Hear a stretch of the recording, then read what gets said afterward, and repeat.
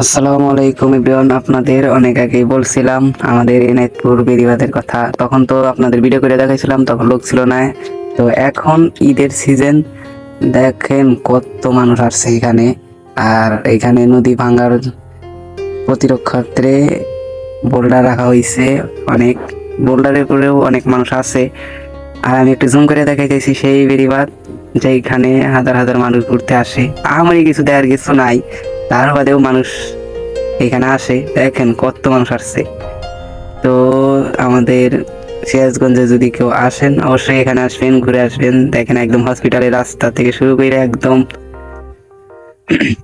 বেড়িবাঁধের মাথা অব্দি শুধু মানুষ আর মানুষ।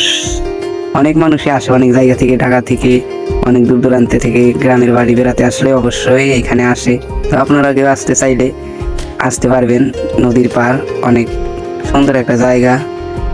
হাজার হাজার মানুষ আসে, ঈদের সিজনে একটু বেশি আসে, অন্যান্য সময় একটু কম।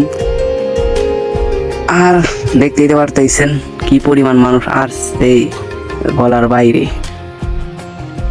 দেখার মতো কিছু নাই, তারপরেও শুধু নদী, বেড়িবাঁধ, এইগুলা দেখার জন্য কত মানুষ এসে ভিড় করছে। আমরাও এখানে যাই সপ্তাহে একদিন হয়তো, কিংবা কিছুদিন পর পর, এমনি বসে থাকার জন্য।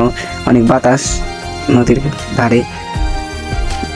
তো আমাদের সিরাজগঞ্জ এনায়েতপুর বেড়িবাঁধে এই হচ্ছে সৌন্দর্য নদী।